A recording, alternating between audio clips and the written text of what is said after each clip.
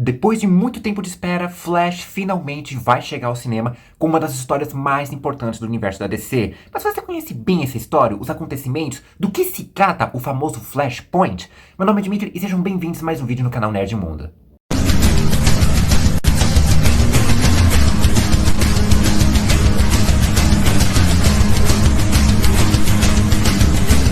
Olá, como vão vocês? Tudo bem? Seguinte, quando a gente pensa em velocidade dentro da cultura pop, automaticamente o Flash é sem dúvida um dos primeiros, ou o primeiro a passar pelas nossas cabeças, porque ele é o símbolo da velocidade dentro da cultura pop, seja do universo de super-heróis ou não, né?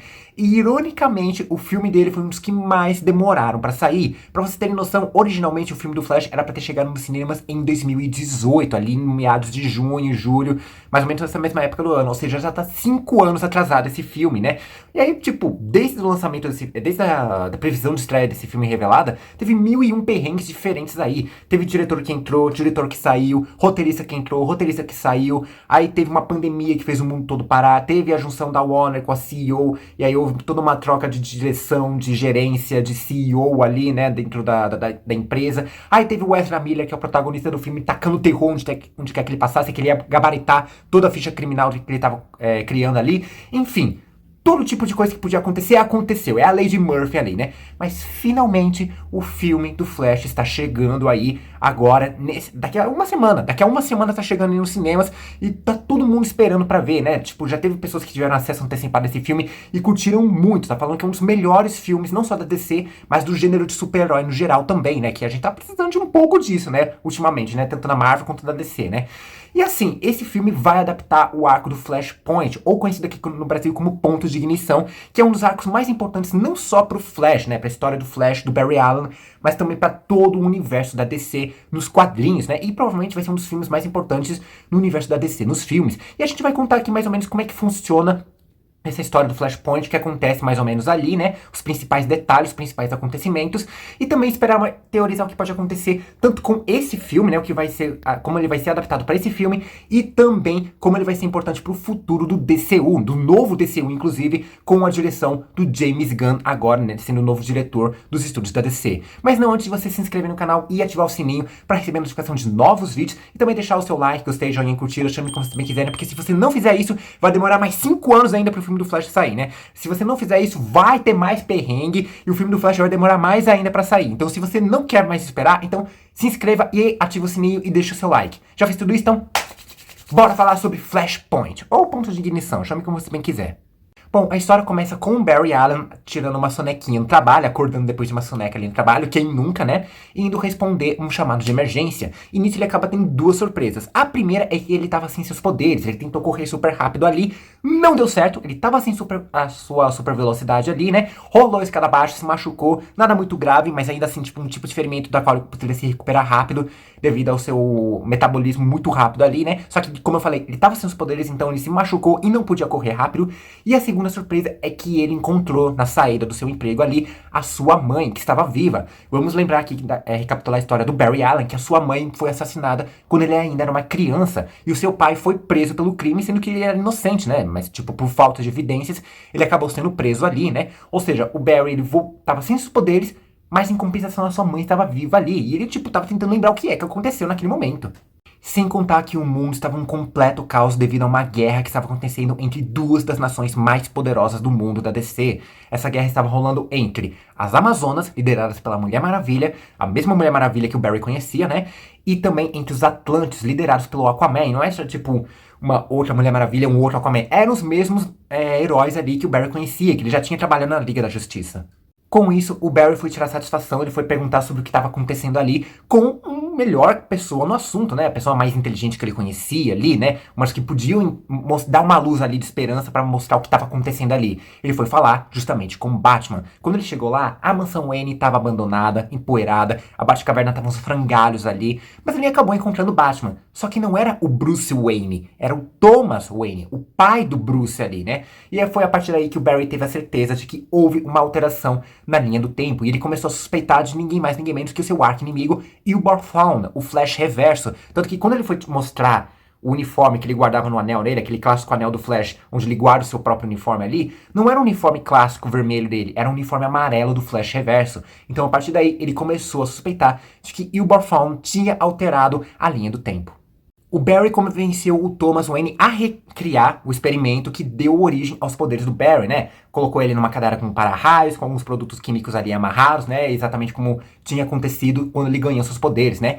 E a primeira tentativa foi um fracasso total. O Barry sofreu várias queimaduras gravíssimas ali, teve que ser enfaixado como se fosse uma múmia ali. E enquanto ele recuperava, ele teve vislumbres de todas as alterações, né? As principais alterações que aconteceram nessa nova linha do tempo. Para começar, o próprio caso do Batman, né? Que não foi os pais do Bruce Wayne que foram assassinados naquele beco, naquela noite, mas e sim o próprio Bruce. E o que aconteceu? O Thomas acabou se tornando um vigilante, ele se tornou um Batman, mas um Batman muito mais agressivo, violento, daquele do tipo que gosta de cancelar CPF ali, e a Martha Wayne, a mãe do Bruce, acabou enlouquecendo e se tornando o Coringa, ou a Coringa, né?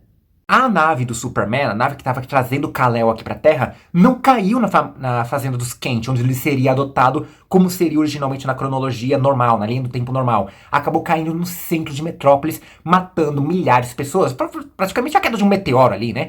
E o que aconteceu? O governo americano pegou essa nave, descobrindo que tinha um bebê ali dentro, um bebê alienígena, né? Por mais que ele parecesse humano, eles sabiam que era alienígena, e acabaram criando o Kal-El dentro de um cativeiro. O Kal-El, ele cresceu ali, o Superman, ele cresceu em cativeiro, ele nunca teve contato sequer com a luz do sol, ou seja, praticamente ele não teve conhecimento, ele não teve a exploração dos seus poderes ali. E ainda também teve a questão de que a Diana Prince, que é a Mulher Maravilha, e o Arthur Curry, o Aquaman, estavam tendo um caso. Só que assim, o Arthur é casado. E quando a Mera, que é a esposa do Arthur, descobriu que estava ganhando um par de chifres, ela foi tirar satisfação com a Mulher Maravilha. Embora eu acho que ela devia ter tirado satisfação primeiro com o marido dela, né? Se bem que a Diana também, né? Ela sabia que o cara era casado, então ela meio que é cúmplice. Mas a gente não vai entrar nesse quesito agora, né? Ela foi tirar satisfação com a Diana, as duas saíram no tapa e a Diana acabou matando a Mera. Foi legítima defesa? Até foi. Só que o que acontece? Ela é uma rainha de uma nação super poderosa que matou a rainha de outra nação super poderosa. A partir daí, acabou se declarando uma terceira guerra mundial entre os Atlantes e as Amazonas. Sem contar outras várias alterações na linha do tempo, como por exemplo, Hal Jordan nunca recebeu o anel da tropa dos Lanternas Verdes, então ele nunca se tornou um Lanterna Verde. O Cyborg estava trabalhando diretamente para o governo dos Estados Unidos, e ele era praticamente considerado o único super-herói que existia, ou pelo menos o último super-herói, o único super-herói legítimo ali. E o Shazam, ao invés de ser uma única criança, o Billy Batson ali, que grita a palavra e se torna no herói, acabou sendo 6 crianças diferentes, não é tipo a família Shazam, como a gente está acostumado, como a gente viu nos filmes. Mas são 6 crianças que gritam a palavra Shazam e se tornam um único herói ali. Fora outras pequenas nuances ali na mudança da linha do tempo que o Barry estava notando ali. Depois de tudo isso, o Barry se recuperou um pouco e ele e o Thomas tentaram novamente replicar o experimento para dar de volta os poderes do Barry. E a segunda vez deu certo, o Barry conseguiu seus poderes de volta e inclusive todas aquelas queimaduras que ele conseguiu da primeira tentativa foram curadas automaticamente graças ao seu poder de velocidade, seu alto metabolismo ali, né? A partir daí tem vários outros acontecimentos, como por exemplo, ele, o Thomas vão lá atrás do Superman, né? Tentar ganhar algum reforço ali pra poder lutar nessa guerra também, né? Eles estão tentando caçar o Flash Reverso porque o Barry ainda acha que o cara é responsável. Tem vários acontecimentos ali, principalmente dentro dessa guerra entre Amazonas e Atlantis ali, né? Eu não vou entrar em tantos detalhes. O que acontece é que no final disso, os Atlantes estavam perdendo, o Aquaman então acionou a sua arma de destruição em massa, que na verdade era uma bomba nuclear, sendo carregada por ninguém menos que o Capitão Átomo, que pra quem não sabe, ele é praticamente um reator nuclear ambulante. E isso praticamente causaria a destruição do planeta inteiro, toda a vida na Terra ia acabar por conta dessa bomba, né? Ou seja, o Arthur pensou assim, eu tô perdendo a guerra, então vai todo mundo perder comigo. Praticamente isso. Essa foi a medida drástica dele ali, né? E no meio disso, o Barry, ele encontrou o Eobard Thawne, né? O Flash Reverso, né? E ele tentou tirar satisfação. E aí que veio a grande revelação. Acontece que não foi o Thawne que mudou a linha do tempo, foi o próprio Barry Allen, né? Tanto que surgiu a partir daí aquela história de que o Barry sempre acaba quebrando a linha do tempo, né? Porque o que acontece? Ele voltou no tempo, aí ele começou a lembrar disso, pra poder evitar que a sua mãe fosse assassinada, né? E a partir daí ele alterou completamente a linha do tempo a partir daquele ponto. Admita, mas o que a vida da mãe do Barry tem a ver com os pais do Batman, com o Superman e tudo mais? Não tem nada a ver, mas é aquele famoso efeito borboleta, que é o quê? Uma borboleta bate as asas aqui no Brasil, causa um furacão lá nos Estados Unidos. Uma coisa tem a ver com a outra? Não. Então, assim, eu não posso explicar porque eu não sou entendedor desse assunto, é todo um debate físico, metafísico, filosófico, entra muito também na teoria do caos, e eu não sou um grande entendedor dessa área também, eu tenho que ser franco, né? Mas é um tipo de coisa que acontece muito em várias histórias de viagem no tempo, não é que nem o efeito dominó que, tipo, acontece uma alteração no evento, vai gerar outra alteração, que vai gerar outra alteração, assim calculado sucessivamente, né? Mas tem uma explicação que o Wilbur Thawne, né, o Flash Reverso, explica, eu não sei se foi nos quadrinhos ou só na animação, eu não lembro qual agora, né? Ou nos dois, talvez, que quando um jato militar, um daqueles jatos militares, quebra a barreira do som, os vidros que estiverem por perto, taças, janelas e tudo, acabam se partindo por conta da explosão sonora que causa ao quebrar a barreira do som. E o Barry fez a mesma coisa. Quando ele quebrou a barreira do tempo e alterou a linha do tempo a partir do momento que ele salvou a mãe dele ali, acabou criando uma explosão que quebrou várias partes da linha do tempo, causando essas alterações ali, essas rachaduras na linha do tempo. É uma explicação que, pra mim, até que faz sentido dentro dessa perspectiva, mas ainda assim tem aquela teoria do efeito borboleta, teoria do caos, essas coisas mais aleatórias ali, que, como eu falei, não sou um grande entendedor. Bom, depois de tudo isso, o Barry percebeu que para poder salvar o mundo, evitar que a extinção da raça humana, a extinção da vida da Terra, fosse concluída, ele teve que voltar no tempo e evitar de salvar sua mãe, ou seja, ele teve que deter ele mesmo de salvar a sua mãe ali, né? E aí tudo voltou ao normal, ou mais ou menos ali, né? Mas eu já falo desse quesito, né? E uma coisa bem legal que acontece no final dessa história, né? É que ele tá contando pro Batman, né? Ele contou todo sobre essa história do Flashpoint, sobre o ponto de ignição, sobre toda essa alteração que ele falou ali, né? E ele acabou entregando pro Bruce uma carta escrita pelo Thomas antes dele alterar, né? Rebootar novamente toda a linha do tempo ali, né? Uma carta que o Thomas escreveu pro seu filho ali, e tipo assim, a gente vê o Bruce ali lendo e ele começa a chorar lendo as palavras do seu pai ali, e é um dos momentos mais lindos que a gente vê em toda a história do Batman, praticamente, né? Seja nos quadrinhos, nas animações e outras obras ali também, né? E inclusive o Bruce, ele agradece o Barry, não só por entregar a carta, mas por ser um dos melhores amigos que ele possui. É a coisa mais linda possível que a gente, tipo, raramente enxerga, raramente a gente vê na história do Batman ali. A história do Flashpoint é sem dúvida uma das clássicas e mais importantes da DC, tanto pro próprio Barry Allen, né, o Flash do Barry Allen, tanto que ficou a partir daí conhecido aquela famosa história, aquela famosa piada de que sempre que o Barry viaja no tempo, ele estraga a linha do tempo, né, já virou meme, já virou piada dentro da cultura pop, dentro da cultura nerd, mas também foi importante para a própria DC, porque esse foi um dos grandes reboots que teve nos quadrinhos da DC, tipo, por exemplo, em Crise Final, ou Crise nas Infinitas Terras, quando ocorre um reboot ali, tanto que a partir desse ponto, depois do Flashpoint,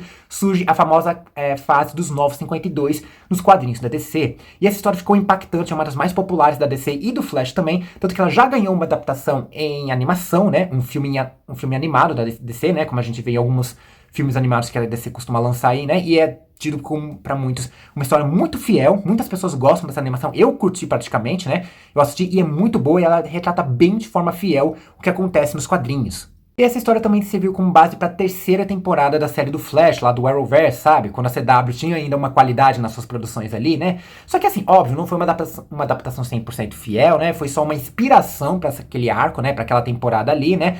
Porque, tudo bem, o Barry voltou no tempo, evitou que sua mãe fosse assassinada, mas não teve grandes alterações assim, como a gente viu nos quadrinhos ou na animação, né?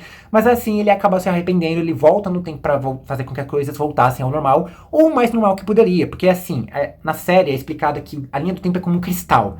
Você quebra, você até consegue colocar os pedacinhos de volta no lugar, mas sempre vão haver rachaduras e fraturas. E é isso que acontece. O Barry volta no tempo, mas ainda tinha fraturas ali, como por exemplo, a Caitlyn acabou ganhando os poderes da nevasca. O irmão do Cisco morreu no acidente de carro. E a Iris estava brigada com o pai dela, porque ele mentiu sobre a mãe dela ter morrido, quando na verdade ela era uma viciada que acabou saindo de casa, fugiu de casa, né? Algo que, tipo, de início ela até aceitou, ela compreendeu bem, só que nessa nova linha do tempo, ela acabou ficando brigada com o pai dela. E tudo bem, tudo voltou aos conformes ali, né? Só que assim, isso causou alterações em boa parte da linha do tempo do Arrowverse, né? Não é só na série do Flash, mas por exemplo, o John Diggle, lá na série do Arrow. Originalmente ele tinha uma filha, a Baby Sarah, né? A chamada Sarah. Só que quando o Barry voltou no tempo, alterou o tempo e depois alterou de novo pra tentar voltar ao normal, ao invés de ser uma filha, o John agora tinha um filho, o John Jr., ou seja, ele alterou até mesmo o filho, né, a cria do John naquela história de viagem no tempo. O que uma coisa tem a ver com a outra? Nada. Mas é como eu falei, né, essa questão de fraturas no tempo, efeito borboleta, enfim, eu já falei, né.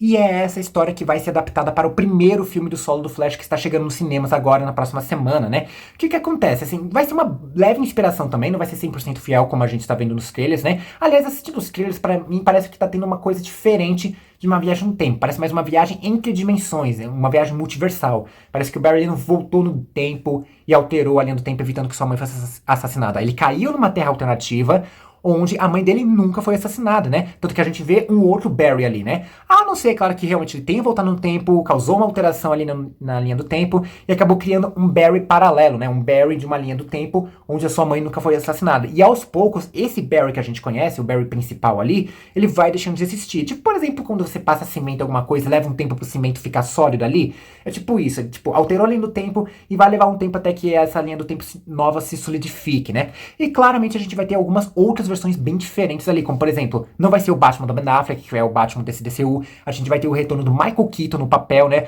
Só que aí a gente não sabe se é um Batman alternativo ou se é o próprio Thomas Wayne. Eu acho que não é o Thomas Wayne, a gente não teve nenhum indício disso. Pelo menos se for, não vai ser igual pelo menos como foi nos quadrinhos, que é aquele Batman agressivo, que gosta de cancelar CPF por aí, né?